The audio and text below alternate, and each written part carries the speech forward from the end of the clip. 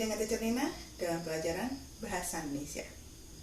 Kita masih membahas mengenai teks pidato. Penasaran apa materi yang akan kita pelajari hari ini?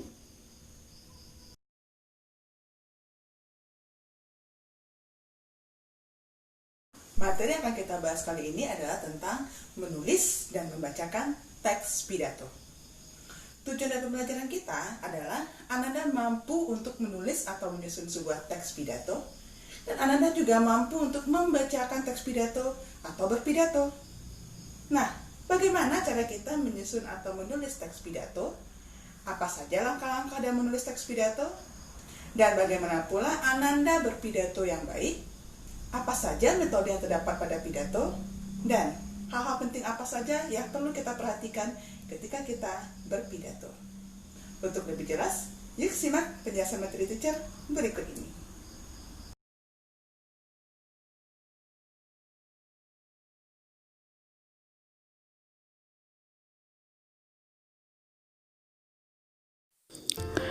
Penjelasan pertama adalah tentang menulis teks pidato. Dalam menulis atau menyusun naskah atau teks pidato, ada langkah-langkah yang harus kita ikuti. Apa saja langkah-langkah menulis teks pidato? Langkah yang pertama adalah menentukan tema atau topik pidato. Topik pidato adalah topik yang dikuasai, menarik bagi audiens, dan sesuai dengan kondisi audiens. Langkah yang kedua adalah mendaftarkan pokok-pokok pidato. Ini berkaitan dengan hal-hal penting yang dibahas dalam teks pidato dan haruslah sesuai dengan tema atau topik pidato kita. Langkah yang ketiga adalah menentukan tujuan pidato. Tujuan pidato diantaranya adalah untuk menginformasikan, menjelaskan sesuatu, menghibur, dan bisa juga meyakinkan pendengar. Karena jenis pidato kita adalah pidato persuasif, maka tujuan pidato kita adalah meyakinkan pendengar atau pembaca tentang pembahasan atau pendapat yang disampaikan dalam naskah atau teks pidato yang akan kita sampaikan. Yang keempat, menyusun kerangka pidato. Hal ini berkaitan dengan kelengkapan struktur pidato yang terdiri dari pembukaan, isi pidato, dan penutup. Dan langkah yang terakhir adalah mengembangkan kerangka pidato menjadi sebuah teks pidato yang utuh. Dalam mengembangkan kerangka pidato menjadi sebuah teks pidato, kita harus memperhatikan mengenai kebahasaannya. Yang pertama yang harus kita perhatikan adalah keefektifan kalimat. Kedua, tepat diksi atau tepat pilihan kata. Yang ketiga, penggunaan istilah.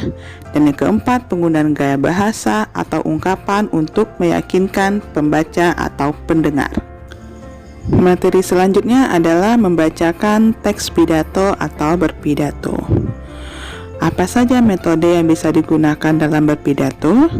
Dan hal-hal penting apa saja yang harus diperhatikan ketika berpidato?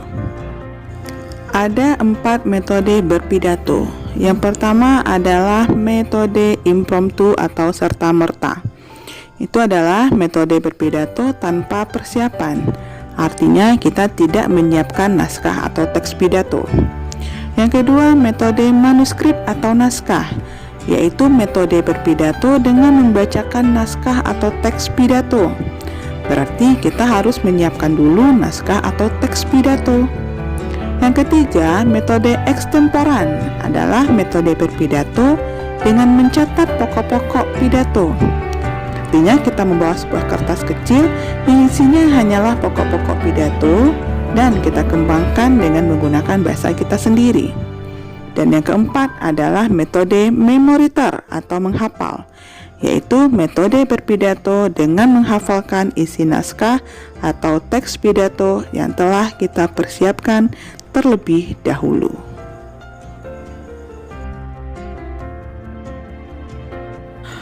Hal-hal apa saja yang diperhatikan dalam berpidato? Yang pertama ada artikulasi, yaitu pengucapan atau ketepatan ucapan. Kedua, intonasi, penekanan pada kata-kata tertentu. Ketiga, sikap percaya diri. Seorang berpidato haruslah memiliki sikap percaya diri ketika dia berpidato. Keempat, pandangan. Ini maksudnya adalah arah pandangan mata kita kepada audiens. Kelima, gestur, yaitu gerak tubuh dan ekspresi wajah ketika kita berpidato. Bagaimana Ananda? Sudah paham dengan materi mengenai menulis dan membacakan teks pidato?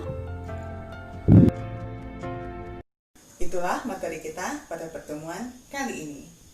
Tetap jaga kesehatan, tetap semangat belajar, walaupun di rumah saja ya nak ya. Assalamualaikum dan sampai jumpa di pertemuan selanjutnya.